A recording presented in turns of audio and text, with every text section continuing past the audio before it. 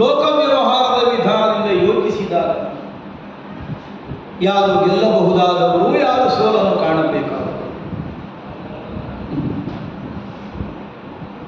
13 ವರ್ಷಗಳ ಕಾಲ ಪ್ರಜೆಗಳಿಂದ ದೂರವಾಗಿ ಉಳಿದು ಕಾಡುಪಾಲಾದಂತಹ ಪಾಂಡವರು ಯಥೇಚ್ಛವಾಗಿ ಬೇಕಾದಂತೆ ಧನವನ್ನು, ಪಾರಿತೋಷಕವನ್ನು ಪ್ರಜಾಜನರಿಗೆ ಒದಗಿಸಿಕೊಟ್ಟು ಅವರ ಚಿತ್ತವೆಲ್ಲ ನಮ್ಮತ್ತವೇ ಸದಾಕಾಲ ಉಳಿಯುವ ಹಾಗೆ ಮಾಡಿದಂತಹ ಧನವಂತನಾದಂತಹ ಸುಯೋಧನ, ನಿರ್ಧನರಾದ ಪಾಂಡವರೊಂದು ಕಡೆಯಲ್ಲಿ, ಸಧನನಾದ ಪ್ರಜಾಪ್ರೀತಿಯನ್ನು ಸಂಪತ್ತಿನ ಮೂಲಕವಾಗಿ ಸದಾಕಾಲ ತನ್ನಂತೆ ಉಳಿಸಿಕೊಂಡ ಒಬ್ಬಾತ ಸುಯೋಧನ ಮತ್ತೊಂದೆಡೆ. ಯಾರು ಗೆಲ್ಲಬೇಕು? 11 ಅಕ್ಷೋಹಿಣಿ ಸೇನೆ.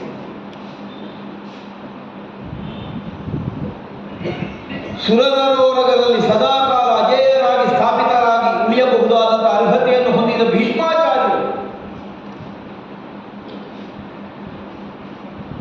ಶಾಪಾನುಗ್ರಹ ಸಾಮರ್ಥ್ಯವನ್ನು ಹೊಂದಿದ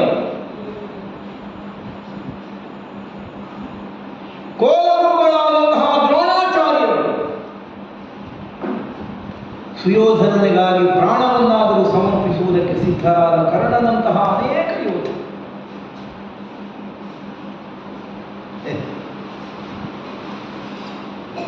ನಾನು ವಿಶ್ವಾಸ ಇಟ್ಟದ್ದು ಸುಮ್ಮನೆ ಇಷ್ಟೆಲ್ಲ ಮಂದಿಗಳಿರುವಾಗ ಪಾಂಡವರನ್ನು ಹೊಡೆದೊಳಿಸುವುದು ಸುಲಭದ ಕೆಲಸವಾದೀನು ಅಂತ ಭಾವಿಸಿದ್ರೆ ತಪ್ಪೇ. ಆದರೆ 11 ಅಕ್ಷೋಹಿಣಿ ಸೇನಾ ಬಲವನ್ನು ಹೊಂದಿ ಯುದ್ಧಾರಂಭವನ್ನು ಮಾಡಿದಂತಹ ಸುಯೋಧನನ ಪಾಳಯದಲ್ಲಿ ಈಗ ಉಳಿದವರೆಷ್ಟು ಮಂದಿಗಳು? ಕೃಪಾಚಾರ್ಯ,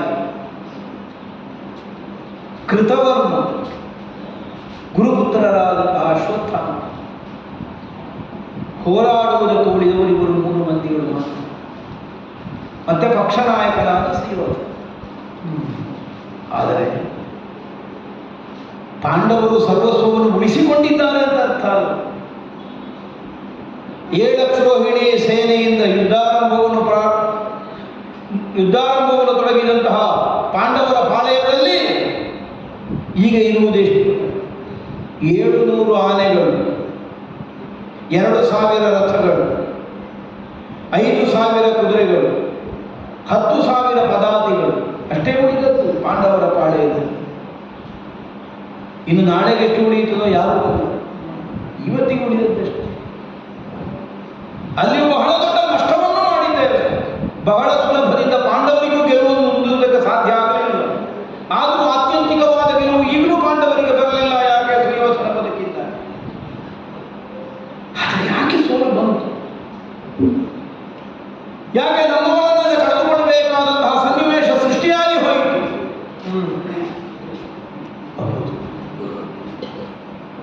ಉದ್ಯಮ, ಸಾಹಸ, ಧೈರ್ಯ, ಬುದ್ಧಿ, ಶಕ್ತಿ, ಪರಾಕ್ರಮ, ಪುರುಷ ಯತ್ನಕ್ಕೆ ಇವು 6 ಸೋಪಾನಗಳು. ಅದರ ಮೂಲಕವಾಗಿ ಉದ್ದೇಶಪೂರ್ಣನೆನಿಸಿಕೊಳ್ಳುವಲ್ಲಿ ಈ ವ್ಯಕ್ತಿಯಾದವ ಮುಂದಾಗಬೇಕಾದದ್ದು ಸತ್ಯ. ಆದರೆ ಈಗ ಅರ್ಥ ಆಗ್ತದೆ, ಎಷ್ಟೇ ಬಲವಿರಲಿ, ಎಷ್ಟೇ ಸಂಪತ್ತಿರಲಿ, ಸರ್ವಸಮರ್ಪಣಾ ಭಾವದಿಂದ ಹೋರಾಡುವುದಕ್ಕೆ ಒದಗಿಸಿಕೊಂಡಂತಹ ಮಂದಿಗಳಿರಲಿ, ಏನಿದ್ದರೂ ದೈವ ಬಲವೊಂದಿಲ್ಲದೆ ಹೋದರೆ ಉಳಿದದ್ದೆಲ್ಲವೂ ನಿರರ್ಥ ಕಾಣುವುದು ಸ್ಪಷ್ಟ ಆಯಿತು. ಯಾವನೋ 4 ಕೈಯ 8 ಕಾಲಿನ ಒಬ್ಬನನ್ನು ಹೇಳಿದ್ದಲ್ಲ ದೈವ, ನಮ್ಮ ನಾವು ಹುಟ್ಟುವಾಗ ಇದನ್ನು ಹೊಂದಿ ಬಂದಿರ್ತೇವೆ. ಅದಕ್ಕಿಂತ ಹೆಚ್ಚಿನದನ್ನು ಏನೂ ಮಾಡುವುದಕ್ಕಾಗುವುದಿಲ್ಲ.